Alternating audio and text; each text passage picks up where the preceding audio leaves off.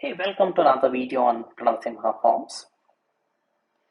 This is going to be a video where I document and share the learnings and mistakes that I have made in the past 3.5 months. That's my farming journey. When I was thinking about the learnings and mistakes that I have made, I could kind of collate four themes. So let's get started. Let's kind of go through each one of them. The first one is the timing of plantation. I planted all these saplings during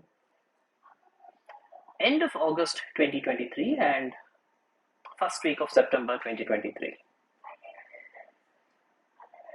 Now it's been about 3.5 months, right? These are all 3.5 months old saplings. You can see the banana saplings, they're about 3-4 feet in height. Gliricidia is about 2 feet in height. They're not yet big enough to provide shade for my shade loving saplings, which is arecanut, nutmeg at this stage.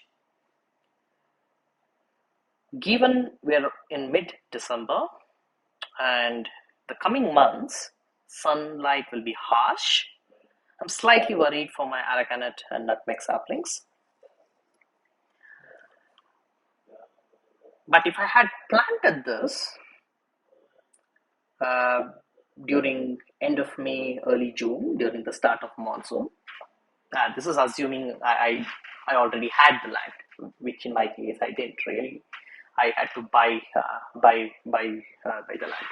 Anyway, assuming if I had the land and I had planted these during the first week of June, by now my banana saplings, the Gliricidia saplings, would have been big enough to give good shade for arecanut, nutmeg, and I wouldn't have had to worry the coming summer. So the learning is that I still have other half of the land which I haven't yet started plantation, right? So when I start plantations there, I'll make sure it's during the onset of monsoon so that I don't have to worry about shade management. That's the first learning / mistake. The second one is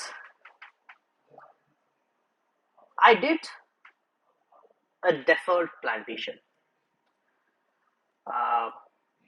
When I was reading about SPNF, going through videos on SPNF Karnataka, the organizer of the trainings there repeatedly did mention saying that, hey, you need to get all your saplings planted within 2 weeks. I did internalize it, but what I had assumed is that when the volunteer there says, you need to get every sapling planted within 2 weeks, I assumed it's major saplings, which is coconut, nutmeg, arecanut, banana, Gliricidia in my case. So I got everything ready.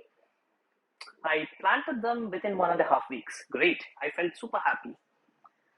Then I realized, I have to plant supporting crops like marigold, chilies, lime mulches using horse gram and cowpea.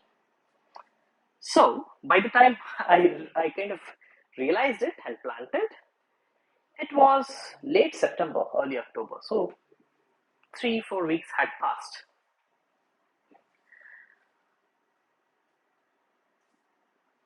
Which now I realize is not great. If I had planted, let's say, horse gram or cowpea as lime mulch right at the start, by now they would have spread. It would have given good lime mulch, and I also missed planting few supporting crops. Like I should have planted, just dribble the seeds of mustard and potentially maize here and there. Mustard would have acted as a trap crop. Maize would have given perches or would have acted as perches for birds, and both of these would have helped me manage pests a lot better.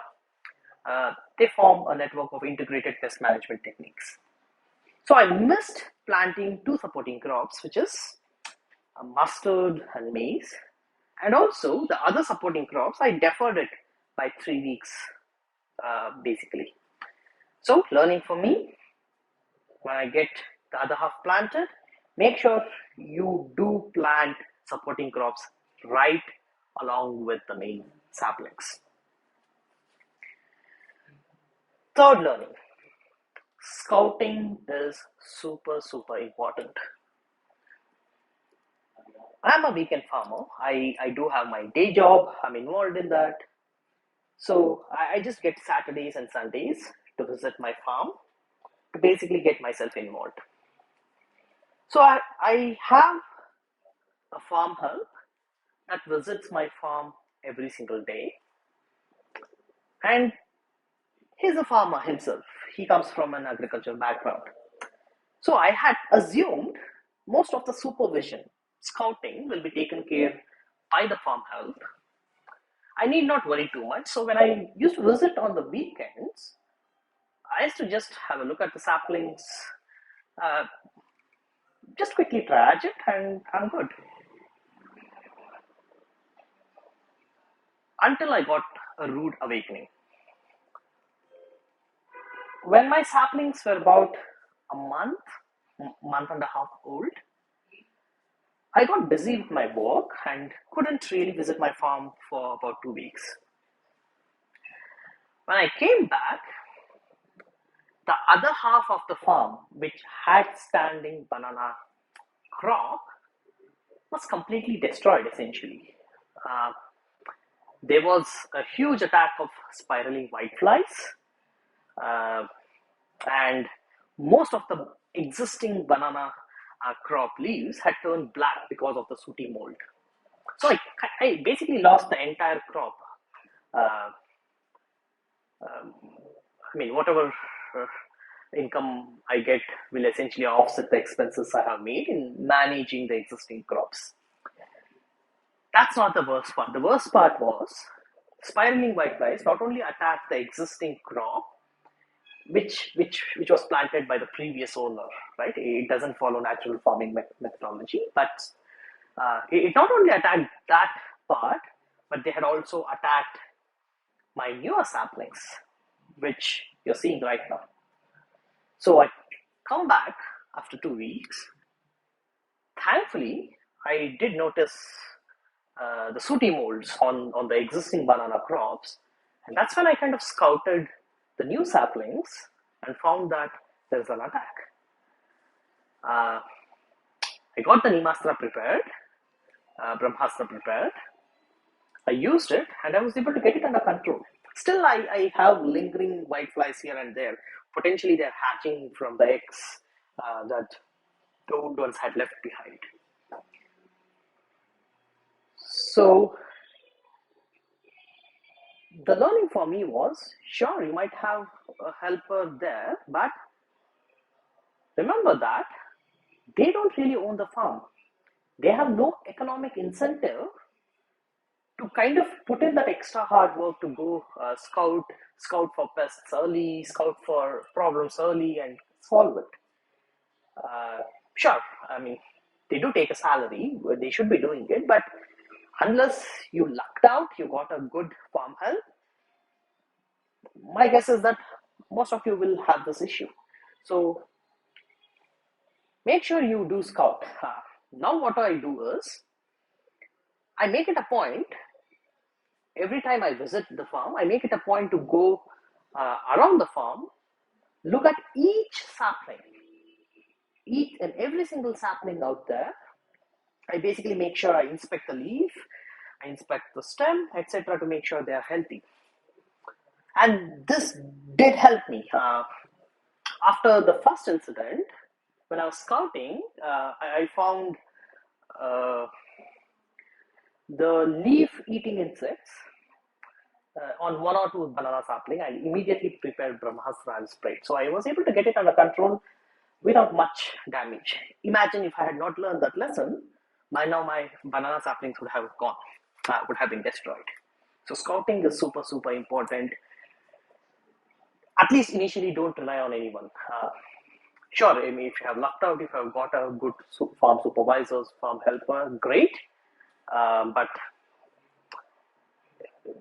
usually it's you who own it. You are basically motivated to go get it done. So make sure at least initially till your SOPs are ready, the packages of practices are put in place. You make sure you go scout. That's the third learning. The fourth one is associated to the third one. As I said, now every week I go scout every single sapling out there to make sure they are healthy. Now I have gotten these plantations done in 1.5 to 1.75 acres of farm. It has about 850 banana, 850 aracanut, uh, 55 coconut, again 55 nutmeg. So by the time I scout all these saplings, my energy is zapped. So it takes an entire day for me, right? And we are born and brought up in cities. We are not really used to toiling hard physically. And this is essentially sucking the energy out. Sometimes I worry that I might actually not be enjoying my time at the farm. Rather than I'm basically anxious to make sure that every single sapling out there is healthy. I could have avoided it if I had started small. What if I had planted only 10 guntas? That is quarter of an acre or half an acre. It was much easier to manage. I could have learned all these lessons and I could have carried on my learnings, carried with me those learnings when I actually started expanding the next monsoon. So start small is really, really important. It's true with any new field, but in farming also it's really important. So these are my four learnings from potential mistakes. As you can see, they're not really big mistakes. They're not a disaster. My saplings are looking really healthy at this point of time. They're coming good. Um, it's not a disaster or it's not even a big mistake. But I just wanted to make sure I document these things because this video, I'm basically targeting people like me, not traditional farmers who might find this obvious. I'm targeting people like me who are new to farming. So I want to basically document this with the hope that if someone is looking at this, they avoid making these mistakes. I definitely will make sure I kind of learn this when I get the plantation started on the other half of the farm, the next monsoon. That's pretty much for the video.